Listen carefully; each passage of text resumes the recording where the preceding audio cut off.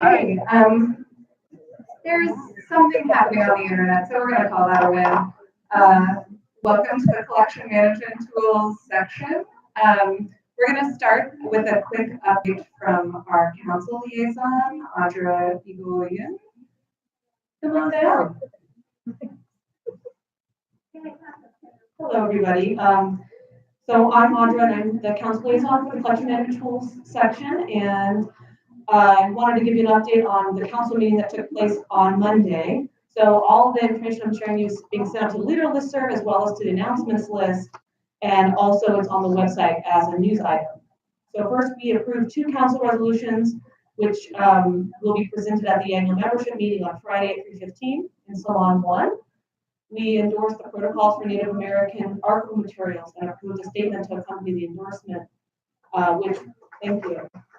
We've mostly to express our regret and apologize for taking as long as we did to approve it. So if you haven't seen them, they've been around for quite some time. Take a look.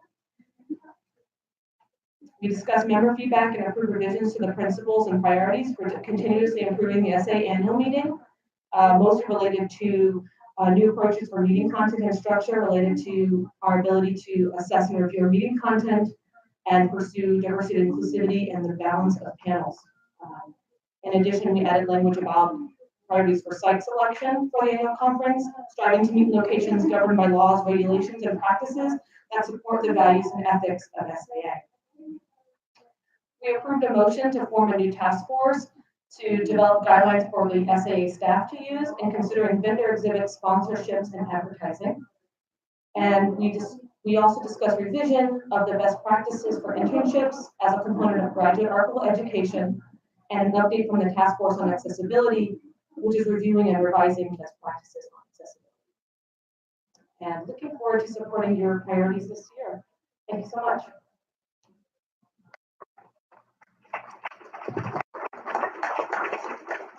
Thanks for that update, Audra. By the way, I'm Stephanie Bennett. I'm the outgoing chair of CMT.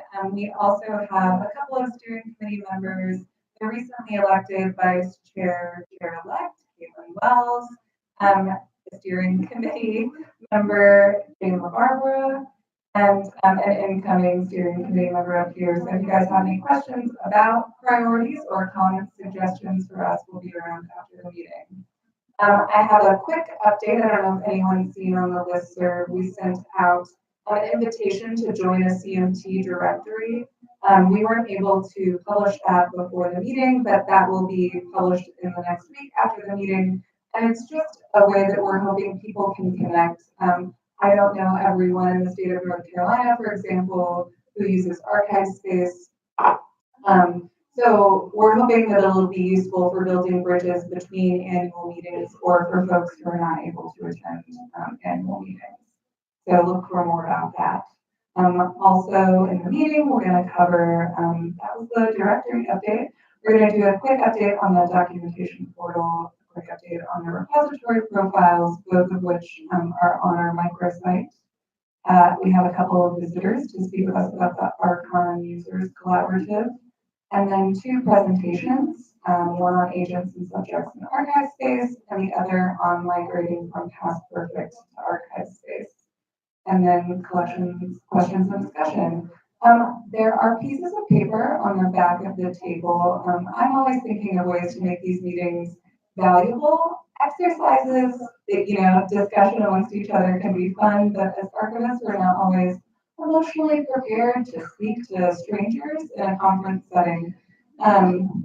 So if you have any suggestions about things that would be valuable at future annual meetings that are not having to talk to strangers, but that can get you engaged or just educate you on specific things that you're looking to learn about, please feel free. Those will definitely be passed on to the steering committee. And if there are things that we can pass up to SAA or to other section leaders, we'll certainly be happy to do that. So if you consider this a festivus for us all. The documentation portal is one of those things that comes up as a value add that CMT provides. We provide documentation that you guys, or we all as archivists, put into it. So it does depend on members contributing to the portal. But as you can see, those are all the things that we currently have documentation on. We recently, and Jane will talk a little bit more about this, decided to add dams to our sort of universe of CMTs. So if there's something that you're using actively that's not on this list, or something that you think you'd like to contribute, please do. There is more information on the microsite about how to send us documents and what sort of information. You do have to provide some minimum viable metadata to, describe what exactly you're sending to us. So it's super easy. I'm gonna do it when I get home. And Jane's gonna come up and talk briefly about the repository profiles, which we're working on overhauling to make it easier for people to contribute. So if you looked at our repositories profiles page recently, you will notice that we have a new and improved version of that page, which includes a Google form. If you are not familiar with repository profiles at all, the profiles used to be quasi-interviews following a set of questions that were meant to describe an early implementation of a tool like Archon, Archivist Toolkit, or Archive Space. We decided to revamp the profiles to include an expanded scope, as she mentioned. We're not just looking at collection management tools, we're also looking at dams now. The reason we're doing this is because we want to showcase a variety of different repositories' uses of different tools, encourage discussion of pros and cons and workflows, help people compare tools, and allow members to contact each other, collaborate, talk about workflows with other institutions and things like that. We have also listed a few resources on that page that have lists of tools like the ones that we're targeting. Those are mostly spreadsheets that tell you, does this tool have this function and not have this function? But what we're trying to do with our new and improved Google form for repository profiles is a little bit more qualitative information. We're asking things like why you chose the system, what functions out of it do you actually use at your institution, because we don't all use every single feature of the systems that we're maintaining. How did you prepare to migrate? How much IT help is needed? Your most and least favorite features, things like that. If you think of any questions that we're missing when you fill out this Google form, please let us know. We're happy to add extra questions. But I also wanted to point out that our next steps will be contacting folks who've submitted previous repository profiles to get those updated and trying to solicit these profiles from all of you. But we really want you to share your thoughts and your feedback, because this is something that the steering committee thinks is a great idea. But if you guys don't think it's a great idea, I don't want us to be wasting our time on it when we could be doing something else that serves you all better. That's all. Thanks, Jane. And now Matt and Scott are going to come talk about the Archon Users Collaborative. Come on down, Jess.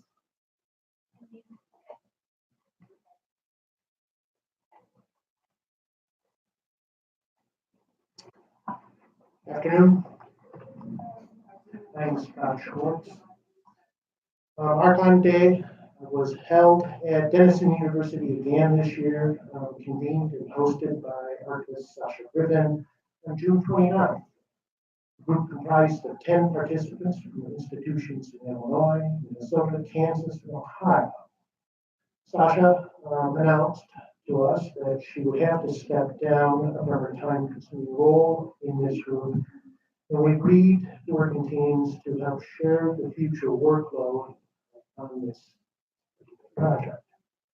The purpose of this meeting was to discuss the future viability of Archon, the availability of alternative finding database software, the utility to Archon users in particular, and the Archon users' collaborative future work in the next 3 to 5 years. The group reviewed the results of the survey of Archon users and discussed the probable existence of another or of other Archon users, particularly in foreign countries, which we discovered quite a few. We discussed our satisfaction with the updated Archon using PHP 5.6, which was adopted also by the University of Illinois. As PHP develops the need for an updated Archon version, it will become necessary, as was the case for the update of the Archon PHP by the user collaborative in 2016-17. PHP 5.6 will cease to be supported in 2019. There was discussion about upgrading to PHP 5, which Calvin College has already done. And the group will contact David Malone about their work. A public update by the University of Illinois, who is one of the developers of the archive space tool as well as Archon. The staff at the University of Illinois archives and special collections units across the campus, and please forgive me,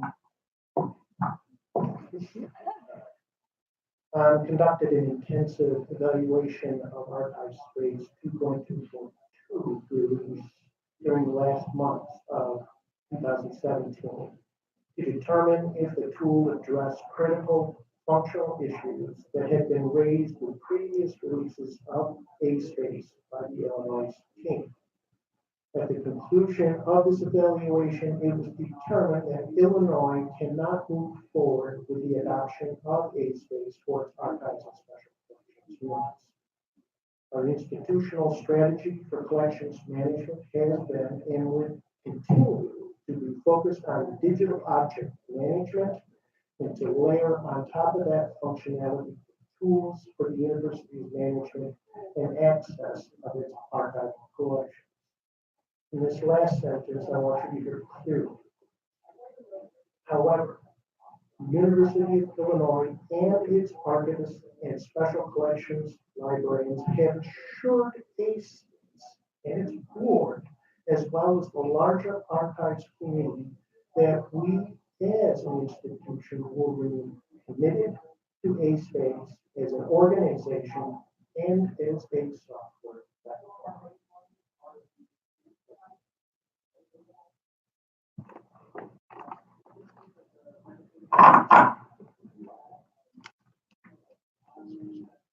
Hi, I'm Matt Brzezowski from Southern Illinois University, Carbondale, and I'm going to talk briefly about the Archon Users Collaborative, what we've done in the past year and a half or so, as sort of a refresher, and then where are we going in the future.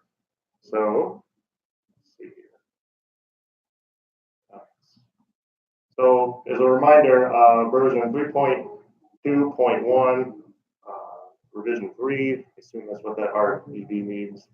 We finished it up, released it in 2017, and it's available at that GitHub link.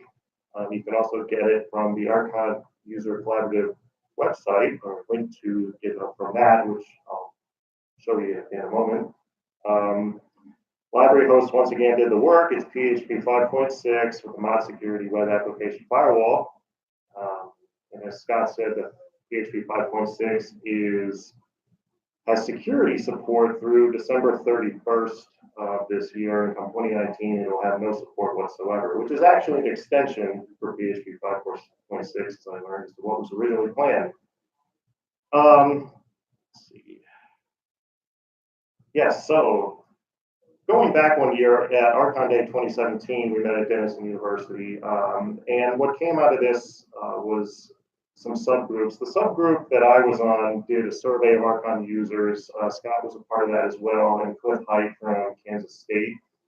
And we compiled a list of known Archon users, and we distributed the survey simply to learn more about the characteristics of Archon users who continue to use the tool and what their future plans were. We got 29 total responses, and of those, most people have been using Archon for quite some time. 83% were at least 5 years, and of the whole, 52% had been using it for 7 years or longer. So we had some really committed Archon users. What I thought was interesting was that the duration of expected continued use was pretty evenly distributed across all the ranges of years that we had put in the survey that you could select. For example, 31% said that, or indicated that they planned on using the tool for another 6 years or more, which was pretty large percentage for that long a time that I would have expected. While 25% were planning to use it for only the next 2 or 3 years. So you've got a lot of people who were thinking really long term, and then a good chunk of people thinking just in the next couple of years. 79% of the responses indicated that they will migrate to a successor tool eventually. And 89% said that they are interested in sustaining Archon's viability as a functioning tool. However, there was a 50-50 split roughly when asked if they were willing to contribute the time or money to do so. So what I took from that was, despite the interest in keeping Archon going, I personally, I think we agreed at the Archon Day 2018 that there's not strong enough support to keep it viable for too much longer. So let's see, where do we go from here? At Archon Day 2018, these are some of the conclusions or next steps that we established. First, there was an interest in keeping Archon viable for another 2 to 3 years, and we were confident that we can do that. We can just let it kind of sit and be okay for a couple of years longer. Some of us indicated that we are interested or we are in the process of actually moving on to a new tool, and some of the tools thrown out there were archive space or Atom access to memory. Were a couple of them. And the last point, a couple points I want to make here is the 3 teams here that you see listed. Again, we split up into teams, and we're going to be working on these things throughout the next calendar year. We sort of based this team approach on the governance system from the It Takes a Village lyricist publication that came out fairly recently about open source tool community governance and how to have a functioning, active, productive governance structure. So we have a research team. The research team is going to analyze the strengths and weaknesses of Archon, Archivist Toolkit, ASpace, and Atom from the users of these tools, both public and staff, to highlight issues the profession should consider when selecting collection management tools from the perspective of public access and collections management. That's a mouthful. Then there's the code development team. They're going to be testing and playing with what actually Archon PHP 7, Calvin College, and that's with David Malone at Calvin College. They did some work to upgrade Archon to PHP 7, which is the most current. I mean, I know it's 7 point something now, but that is the most current PHP. There's the GitHub there. It's a pull request, which someone had to explain to me what that meant. I think that just means it's available for you to download and play with and test it out. And that's what they're going to be working on. And other institutions agreed to do that, like SIU, for example, in the coming year. And lastly, the communications team is simply to publicize the collaborative's activities. So, for example, we've written several short articles that will appear in our newsletters, mainly from the regional groups, including Archival Outlook. We've created a directory of users. Now I'm going to show you a slide in a little bit of a users directory, but what I show you is going to be the public users directory. We have an internal document that's much longer, but for certain reasons we didn't want to make it public, and I'll explain that in a minute. And to publicize our activities in venues such as this. So let's see. Oh yeah, I'm just about done. Archon Users Collaborative, this is our Blogspot page. You can see the link there. You can get information on what we're doing. If you're interested in Archon, that's where you want to go. And lastly, here's a screenshot of the institutions using Archon with some contact information. Now, this is the public one, and the people on this list have populated it themselves. They came forward. I think they filled out a Google form, and so they made it known themselves. And our internal document is something that we put together based on rigorous mining of the internet. And we're not. Oh, and we're not sure exactly how accurate the one we put together is, because some of those is questionable. Even though we found an Archon that works, it's questionable as to whether or not it's current and active. So that is all I have on the Archon Users Collaborative. Okay. Thank you both. Good to get an update about that project. I have always found it interesting that y'all were able to band together. Next up, we have agents and subjects in archive space, an overview of a reclamation project. Our speakers are going to be Karen and Mark from Yale University. Karen is a processing archivist and coordinator of manuscript cataloging at the Beinecke Rare Book and Manuscript Library. She is chair of an archive space agents and subjects task force that's charged with cleaning up legacy data and developing best practices for agent and subject records in Yale's instance of archive space. And Mark is an archivist and the metadata coordinator for the Beinecke. He's closely involved in A-Space maintenance and development and a member of the university's archival management systems committee, as well as the agents and subjects task force and the public user interface project team. Y'all got a lot cooking over there. I'm gonna try to select the correct PowerPoint while you come on up.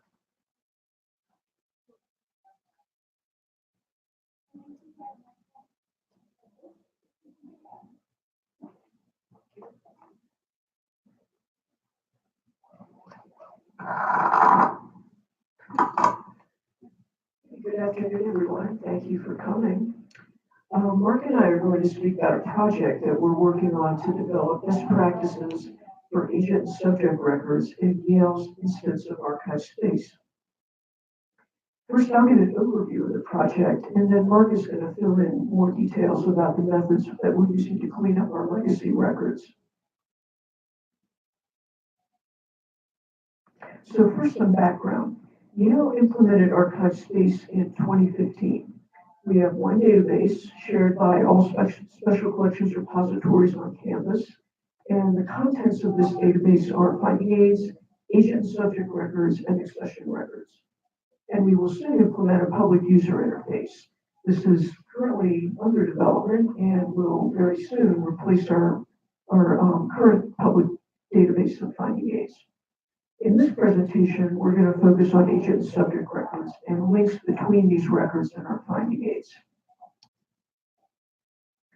Is anyone here not familiar with archive space, which maybe is unlikely, but in case there are, I'll just explain that within archive space, the word agents refers to names of people, corporate bodies, and families, and subjects means topical geographic subjects and former genre terms. Within archive space, agent and subject records function as a local database of authority records. And the advantage of this is that each agent and subject need only be created one time, and then finding any number of finding aids and accession records can link to them.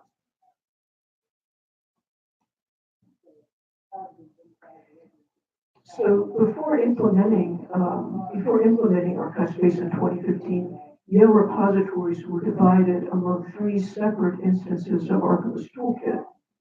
And Archivist Toolkit, as probably everyone here knows, what is an earlier similar archival management system. So the bulk of our archive space agent and subject records were migrated from Archivist Toolkit. And problems with these records in archive space reflect our lack of best practices in AT. And some of those problems are outlined on this slide. As a further result, in archive space, we had inconsistent linking from our finding aids to agents and subjects. And this slide shows the staff interface for browsing agent records. Zooming in on the facets on the left-hand side, you can see the sources for agent records. And as you can see, many of these were not clearly identified. The local sources towards the bottom are for newer records that have been created after we implemented our new best practices. But at the top, those sources are either unidentified or they are assigned to duplicate control values for LC sources.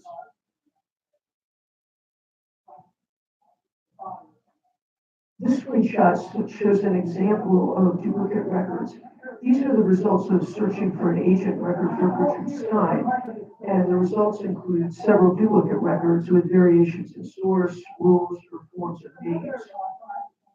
So, to address all these issues, a task force was formed. We report to a standing committee, which is responsible for maintaining Yale's instance of archive space.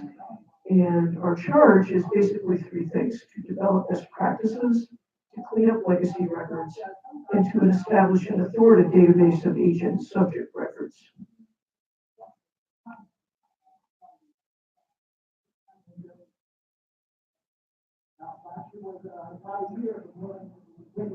So for our first goal, which is to establish best practices, we first determined controlled vocabulary and standardized use of fields in each type of record.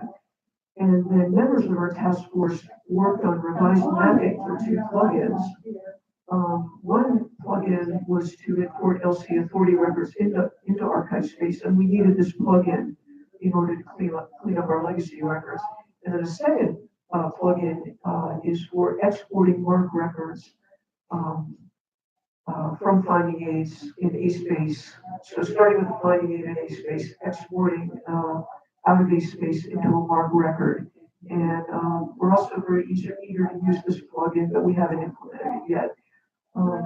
So basically, members of our task group worked out some revised mappings, and these mappings have been shared with the larger ASpace community. So for anyone interested in seeing the full documentation for our best practices, I'm going to show you a link to that on our last slide. This is just one example of a record created with those best practices, showing a name and the dates of existence. And here's the rest of the record showing the form of name broken out into a couple of different fields. And at the top there showing the URI for the LC authority record. So after implementing these best practices for new records, we needed to ensure that the names and subjects in existing collection level MARC records match those that are listed in the associated finding aids.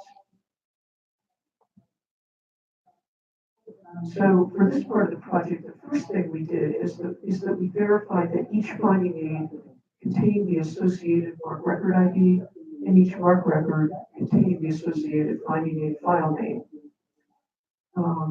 Once we had verified that, then all of these collection level MARC records were exported to an outside vendor called Backstage Library Works. And Backstage added linked open data URIs to our MARC records. So these URIs are for names that matched authorities in the Library of Congress name authority file, for subjects in the Library of Congress subject headings, and for form and genre terms that are in the Getty Art and Architecture thesaurus. Backstage also provided us with lists of near matches and other reports, which enabled us to fix errors in our MARC records and also to add additional URIs. And Mark is going to discuss these quality control measures in more detail. This is an example of a MARC record showing the URIs that were added by Backstage. So these URIs are added in subfield zeros in a couple of different fields. So the 100 field is the collection creator name, and that's a URI for the LC name authority file. The 650 fields are topical subjects, and they have URIs for the LC subject headings. And the 655 field is a form and genre term that's in the art and architecture thesaurus.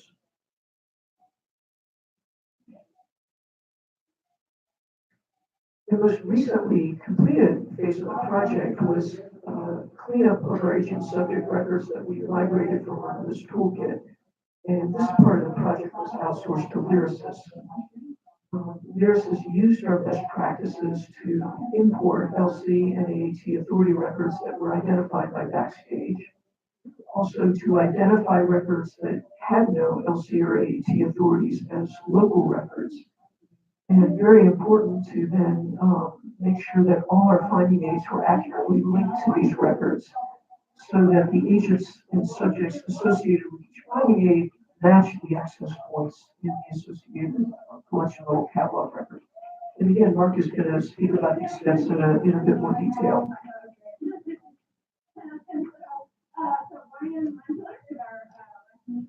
So since completion of this work by Lyrasis, what we are currently working on is now identifying and merging duplicate records. And our future goals include launching of our new public user interface that's projected for, I think, next week, if everything is on track. And also implementing the LC Authority import plugin for new finding aids. And we need to plan for ongoing maintenance of our best practices.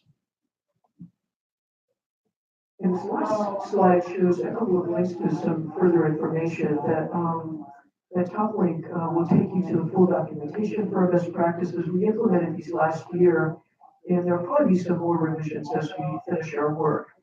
The second is to a progress report with many more details on our work, and it's lists everything we've done up to 2017 December, which is a while ago. So when I get back from this conference, I'm going to be working on an update to that report, bringing us up to date as of now.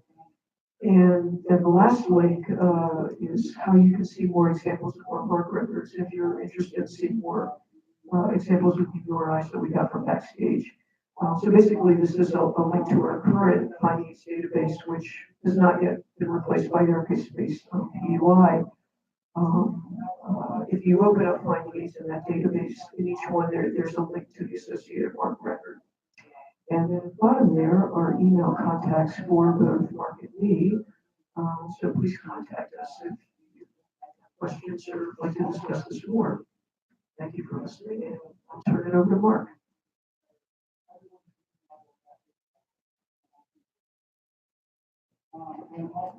One second. All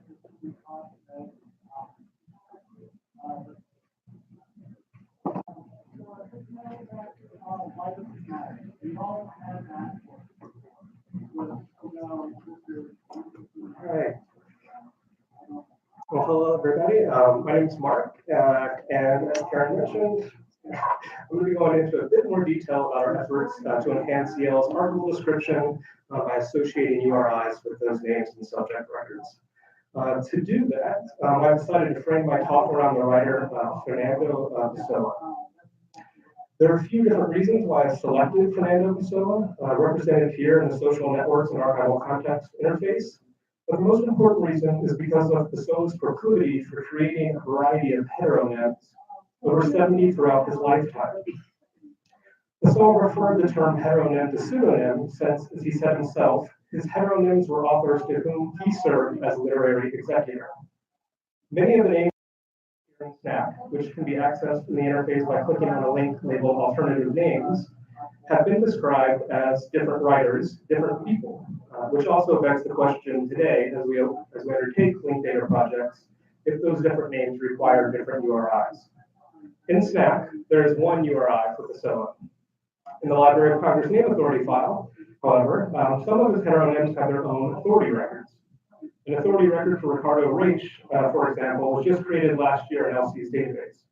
And even though there is only one Wikipedia entry for Pessoa in the English language Wikipedia, what you see on this next slide is an entry for Ricardo Reich in the Portuguese language edition of Wikipedia. Ricardo Reich is a heteronym for Fernando Pessoa. There are also standalone URIs for some of Pessoa's heteronyms in Wikidata. In fact, if you view his entry in Wikidata, as seen here, you'll find a series of statements that are grouped under a heading that's labeled said to be the same as. Here, you'll see an entry for Ricardo Reich and others. Each of these entries is a URI. There's also a URI for the term heteronym in Wikidata, which is how all of these same-as relationships are characterized. Furthermore, there's a URI for the concept of said to be the same as in Wikidata. At this point, we're starting to go down the linked data relationship rabbit hole, and I don't plan to do that in today's talk, so instead I'm going to pull things back for a moment and provide a concrete example of the value that can be achieved if we add URIs to archival description. On this slide, I've included an image of the recently released digital edition of Pessoa's writings, which is a collaborative project undertaken by the new University of Lisbon and the University of Cologne. This site currently contains, among other writings, all of the poetry published by Pessoa in his lifetime. Here, for example, is an encoded transcription of one of his poems written under his given name, alongside a digitized copy of that same version of the poem. Now, as for the connection to the project that Karen and I are reporting on today, because Pessoa is one of the agent records in Yale's archive space database, we have updated our record for him with the URI. And here is how that agent record looks in the development version of our archive space public user interface, which we're calling Archives at Yale. The only reason we have an agent record for Pessoa is because the Beinecke Library acquired a draft of that same poem that I just showed you in the digital edition website, which is represented here on the screen by the single search result. Of course, our local article description would never go to the links of providing a researcher a link to an encoded version of the poem posted elsewhere. But what happens when we add URIs to the description of the agents in our records? When we use URIs, we create potential connections, and these potentialities can be realized without us doing anything else, I would contend. As you see in this slide, imagine that the Beinecke has added a URI to the LC name authority file. Also imagine that the digital edition website has done the same, but instead of using an LC URI, they have used the authority ID from the National Library of Portugal. So now we have two IDs, two URIs that aren't actually the same. But because of linked data services such as Wikidata, potential connections nevertheless exist. Anyone can connect these two IDs at the time of need because Wikidata records them both. In fact, in addition to the LCNAF ID and the National Library of Portugal ID, the Wikidata record for Pessoa references 48 other IDs, just for that one name, all of which refer to Pessoa in different systems, different languages, all over the world. In other words, we can provide a solid foundation for connections without even having to communicate with other description providers. So that's why we're adding URIs, and that's also why I hope that everyone else is adding URIs or considering to add such URIs to their archival description. I'm also really excited that collection management tools for archival description are enabling us now to do that.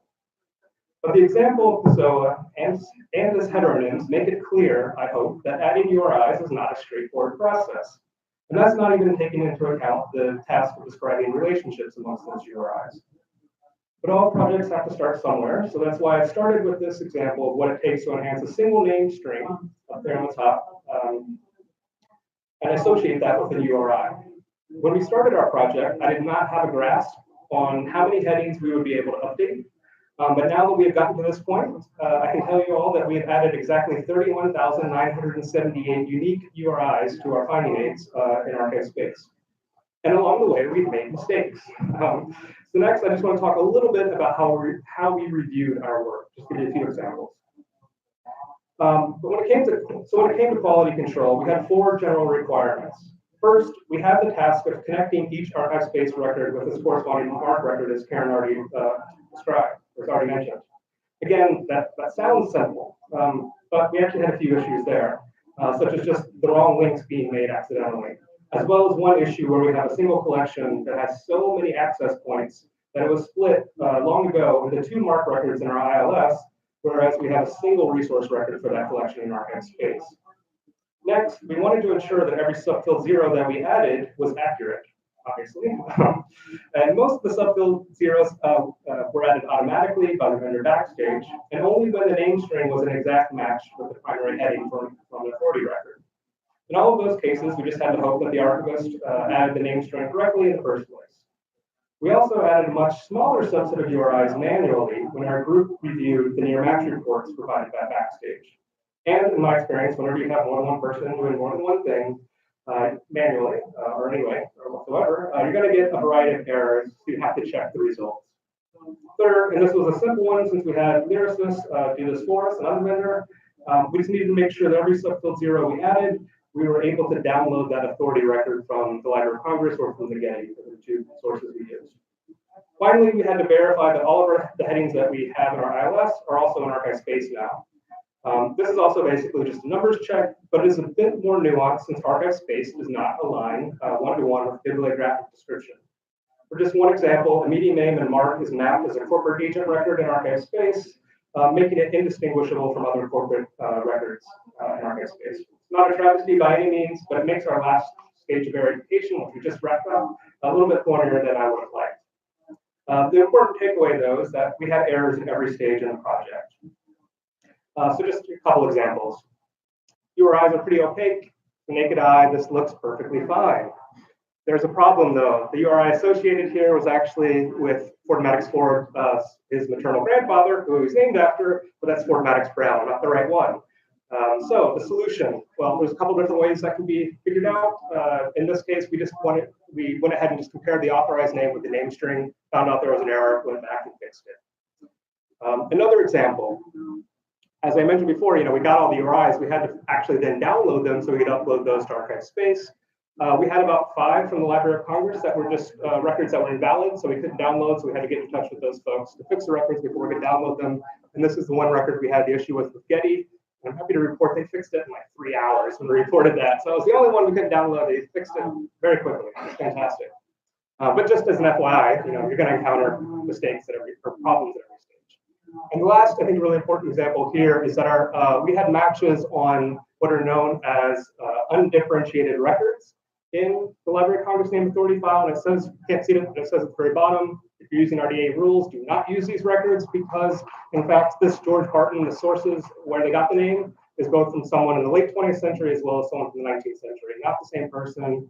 So we had actually just found all those and delinked them because we don't know which is going to be the right one at the end of the game, so, or at the end of that stage. So we just had to delink those for now, and we'll add those URIs hopefully in the future. So just in quick summary, what I think is really the most salient points is we were actually enhancing data in 2 systems, both our ILS and archive space. But we're doing that because we want to connect to other external systems out there on the web, and because we want those connections to be made beyond just even just cultural heritage organizations potentially, but definitely just beyond academic libraries, et cetera. And I would say URIs, although it seemed like it's a straightforward step, they're not. But that's really what we think is our foundation, and that's essentially what we're just trying to get done at this point. And I don't think, again, it's not about making those links. It's really about setting up those potentials so other projects can do that. And the last thing I was going to say was, once connected, the network changes. We've made all these network connections, so I wasn't lying. That really is 32,000 different points put into a graph just to kind of give you a quick overview of all of our the relationship of our collections. Obviously, you can't dive into that too much just here on the screenshot, so I just zoomed in a little bit, and this is an example of a subject heading in the database that we have, a very clustered one because that's a very strong collecting strength of the binding key. But what I found more interesting in navigating this graph was looking at those nodes that were really at the edges of the universe, so to speak. So here's an example of Josephine Baker. We only unfortunately have that heading connected to 2 records in our database. And that's not because that's where the connections cease, but that's just all we've described. And that's because, one, we're not describing relationships amongst people yet in our archival system. And so Josephine Baker is connected to a whole host of other people in our collections, but right now that's all we've got. But what's important is our network isn't the end-all be-all. It can be connected to other things. So just like Josephine Baker, Basoa, as I mentioned before, I use him as an example, although he really is just out there in those edges. You only have him connected to 1 record. But now that we have that data in a structured format, we're using URIs. This is what it looks like behind the scenes in our public user interface. This is just putting in that URI for Basoa into the Google structured, structured data tool, and seeing that you can get some data behind the scenes. And the idea is that for that is, sorry, but I was just going to say the idea for that is so that we can make those connections without actually doing it. Someone else can make those connections as long as we at least start with those URIs. So I'm not going to say anything about these 2 links here, but we'll make sure that our slides are on the CMT website. Yeah. And this just kind of gives you a quick overview of some of the things that we did during the project, and we'll continue to document this, Karen mentioned, after SA as well, since we're just wrapping it up. And I also just want to include a couple other links for people in the project. And again, the slides will be available to other folks. But at the end of it, we have 5 members working on this. And I think Alicia is also in the room, although Francis and Sandra aren't.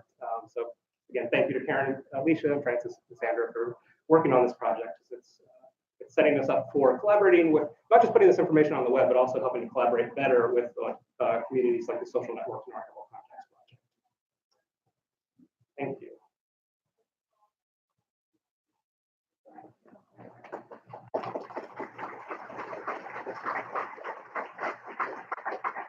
Yes, thank you to Mark and Karen. And next up, we have Caitlin Wells talking about past perfect archive space and her, possibly you. She is the Collection Services Librarian for the Special Collections Research Center at the University of Michigan, where she oversees archival processing and management of the center's collections and spaces. She was previously archivist at the Rio Grande Historical Collection, where she oversaw this migration of the department's accession records and finding aids from past perfect to a new archive space. Calm down, Caitlin. I like that enthusiasm. I don't know where your slides are. It's okay. I'll find them.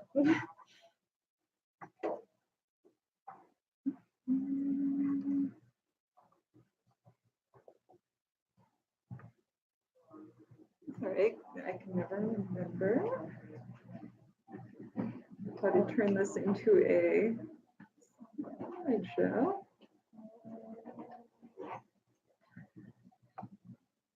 Okay, there we go.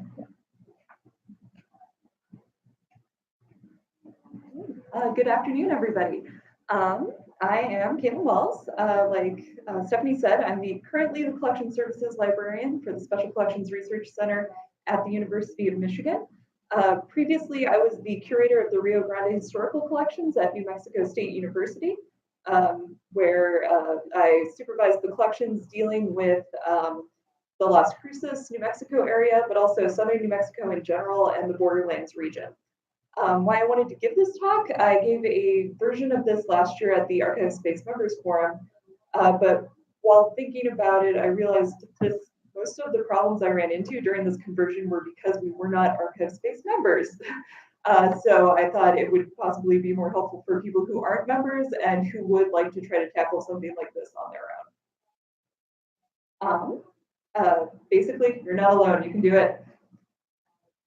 So the project, a little background on the department at New Mexico State University.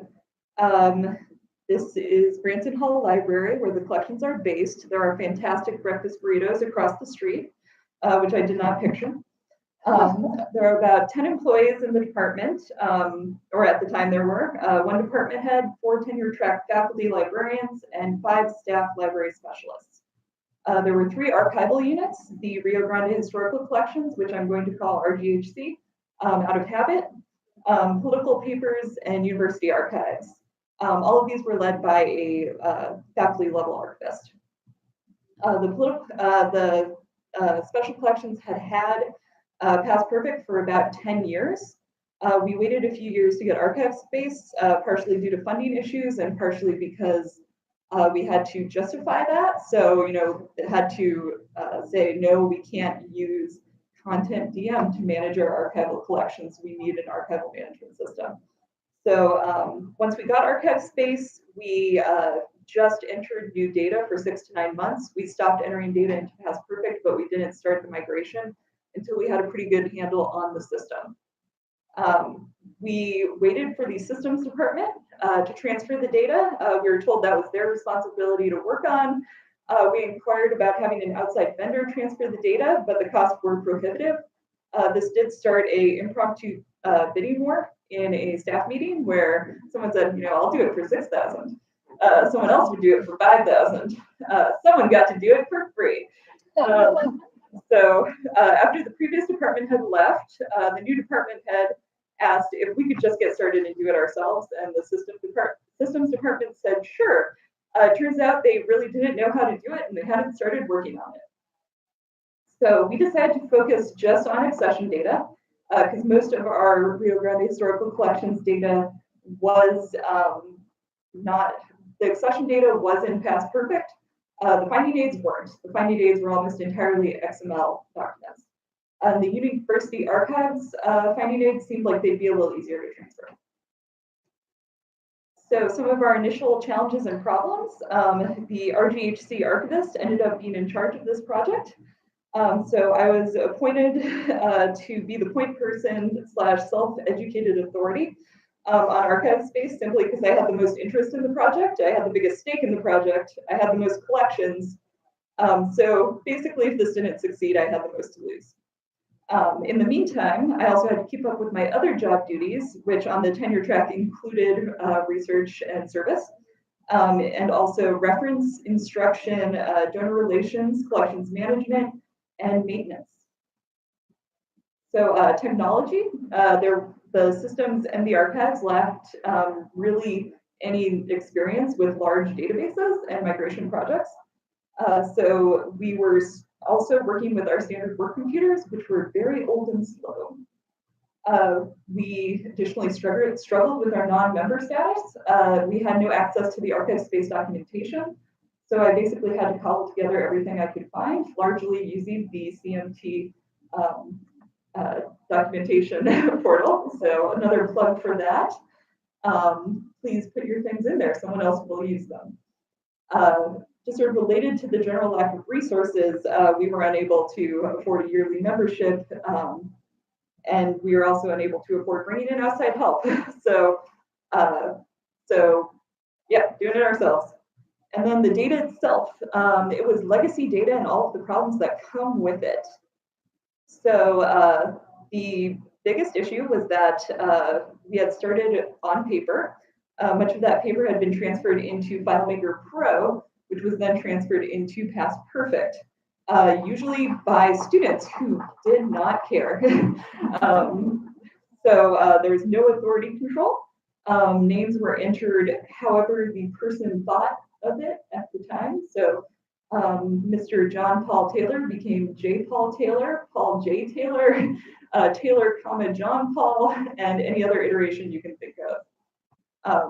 Some accession records were more or less complete with all of the information we needed. Some had almost no information, or the information was entered in a really weird way. Past Perfect is also not really designed for lots of archival accessions. So we had a lot of data in fields that were either really kind of weird, like we would put all of our location data in the notes field, or we had multiple pieces of data in one field, such as the description field, which you can see here. We had we've got the donating group, which was the Rotary District 5520. The dates covered by the accession, the linear footage, whether it's an accretion, and a description of everything in just one field. And for many of these accession records, we still had the paper originals, but we stopped making paper originals around 2004. So anything after that was either a FileMaker Pro document that had been transferred into Past Perfect or entered into Past Perfect original. So the good, the bad, and the ugly. This is actually a good record. We have a name for it. We don't have a location for it, which is a problem. We have linear footage. We know it's an accretion to an earlier accession. We know it has video and audio cassettes, so it gives us a pretty good idea of what's in there. This one is not as great, but we know where it's located. We know that we got it from Earl and Mary Gibbons, and for the life of me, I could not figure out who they were. So that is less of a good thing. And then when it comes to ugly, this is that good record, but also we have maybe anywhere from 5 to 7 different fields of data in one field here. So the planning process, the first step for everything is to review what you have. So that's what we did here. We exported our entire Past Perfect database into a CSV file to make it a little easier for us to handle and browse and determine what sort of data we had. We had completed a collections assessment the year before. So we had approximately 1,050 unprocessed accessions that we assessed, and put the relevant past perfect accession records updated in the database. A lot of our data was accurate and up to date. A lot of the records that were not updated were for processed accessions that did that we couldn't find on the shelf because they've been processed into another collection, but still existed in our database. So mapping the data. To do this, we had a Post-it party in the conference room one afternoon. We brought a wall full of Post-its and about 4 computers and figured out how we wanted to map our past perfect data into archive space. Got a little crazy, but when we came through, you can see sort of in the center there, we came up with a decent crosswalk of how we wanted to transfer our past perfect fields, because we had bent so many fields for our own purposes, how we would like to crosswalk those into archive space. First thing we did was go through the CSV and eliminate all the fields that either didn't have data because we didn't use them, had data that was irrelevant, like a lot of the internal ID numbers in past perfect that would have transferred anyway. This sort of winnowed down the field significantly. We started out with 54 total fields and we got it down to 44. Knowing that for any one accession record, a large portion of these would probably not have any data in them. At the end of the day, which was luckily just one day, we had grouped the fields pretty well, which you can see over here. And later I went through and translated this into the spreadsheet. Of course, at this point, we were well on our way, but we were still facing the problem that our data was really irregular and frankly kind of terrifying. So cleaning the data, we considered using something like OpenRefine to try to separate out, pieces of data. I could have learned, about regular expressions and cleaned everything up that way. But that would have involved me having to learn regular expressions in OpenRefine. And frankly, by this point, I was pretty sure I was leaving. I had already gotten a job offer elsewhere, which is one thing you don't want to happen in the middle of migration. So I needed to make sure that this migration was a smooth enough process that it would allow any of my colleagues in the department to continue it in my absence. And that meant that we had to go for a more time-intensive route of cleaning everything up manually. So as you can see here, we saw there was a possibility of going through our paper accession records, but that will probably, if it happens at all, be in the far future. So the actual conversion. Step one, of course, was to create a working copy of our accessions data so that we didn't destroy everything. This allowed us to work with our data, kind of massage it as much as we wanted, and also have something to go back to if we screw something up. We separated out the data into manageable sections. You can do that by year. You can do that by the number of records. So my first upload, I just tried 1 record. Second upload, tried with 5 records. Third upload, tried for a full year. So after we were able to do this, we basically just copied and pasted the data by the year into a separate worksheet so that we just had, these 20 records, these 50 records to focus on, instead of like 5,000. We reviewed and cleaned up the data within that year. So eliminated any fields that didn't have data, reformatted the dates and other fields so that they could transfer one-to-one. For example, past perfect lists dates as month/day/year, which is not how archive space records dates. We separated the data in the fields like that description field where there were 5 or 6 fields in there.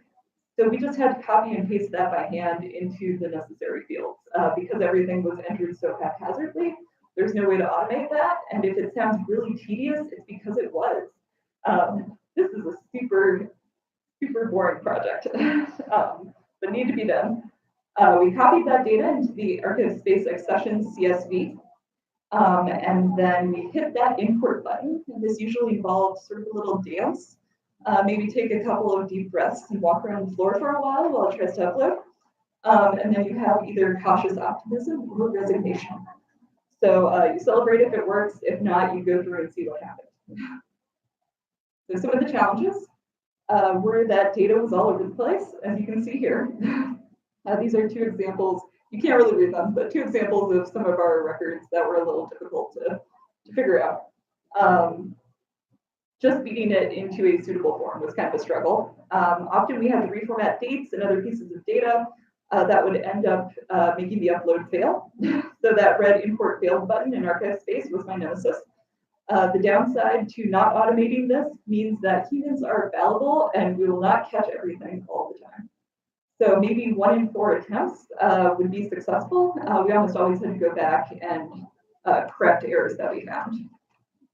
And my biggest problem was locations. Since all of our locations were in that weird notes field, at the time we were doing this, there's no way to add the location data to the accession CSV. And I haven't looked recently to see if that has changed. So all of this had to be entered manually afterwards, which is really difficult. And again, being non-members, it really disadvantaged us because if there was a way to do this, we didn't know it. So our motto in the end was the perfect is the enemy of the good. Do we want it perfect or do we want it done? And at this point, we're pushing to get it done. So the current status of the project, I've left, but I checked in with my former coworker, Jennifer Chavez, who's been working on it for the past year. I left in December of 2016. And she's been working on this part-time while also covering all of her duties and all of my duties because they haven't retired from my position, which is unfortunately becoming more common in our field. So the update as of 2 days ago, we have approximately 5,000 accession records that have been transferred into archive space, which is about 90% of the total, which I think is pretty good considering it's just her at this point. There are about 290 resource records that have been transferred out of approximately 500. Many of these were not in past perfect to begin with, and they're either being entered by hand from Microsoft Word document or they're being uploaded from the EAD. And many of these are incomplete because of past archival standards. So ideally, the department will again go through those paper records and transfer any relevant data into archive space, but the chances of that happening are probably pretty slim. So some of our tips and takeaways from this project were no one-size-fits-all method is available. So everyone works in different ways. We all have different data. We all have used fields differently, especially in a system like Past Perfect, where it lets you put whatever you want in that description field. So we did. So you really have to adapt all of these processes to your own workflows and your own history. Ask. Not being an archive space member does make it really difficult to do this, but check the documentation portal, send emails to the CMT listserv, reach out to people you meet here today, or do it online if you don't want to talk to anyone. The only, sometimes that's the only way to get that documentation if you don't have access to it. And we are a very helpful and friendly profession, and I can guarantee someone else has already done it before. It will probably take a lot longer than you think it will, unless you are able to dedicate the time and people to it. So this was a very, I would say, pretty large actually, because there was a pretty large database. There were quite a few accessions for an institution of its size, but it's taken almost 2 years, but I'm pretty confident that they will finish it this year. It is largely dependent on the state of your existing data. So if you can give it more structure, that means it's a much easier transition, and less data equals an easier transition. So if you have really sparse accession records, that will make it a lot easier. But don't delete anything, just to make it easier. You can take it one step at a time, either take it 1 year, one repository, one record. Just make sure you get it right before scaling it up. And it's definitely possible to do it on your own, even if you are not a technically inclined person. If you can use an Excel spreadsheet, you can do your own migration. It is much easier if you know OpenRefine, or you can use regular expressions to help you organize that data. But if you can't, don't worry, it's not impossible. And it, again, really it requires little in the way of technical knowledge beyond Excel and hitting a button. You might have to go through and figure out a lot of errors, but it can be done and you can do it. I believe in you guys. So if you have any questions or comments, this is my email. Great, thank you.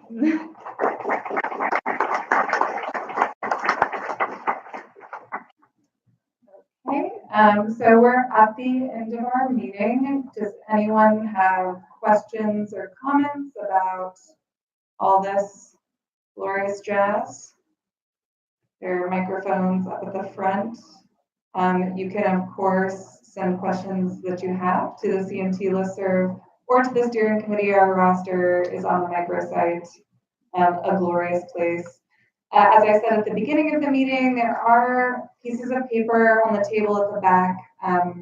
If you have things that you would recommend adding or subtracting from this annual meeting, or really any annual meetings, I'm happy to pass that feedback on. I think there's a lot we could do, but we really do need your help in figuring out the best way to make this hour work for y'all. So thank you so much for coming. Have a great day.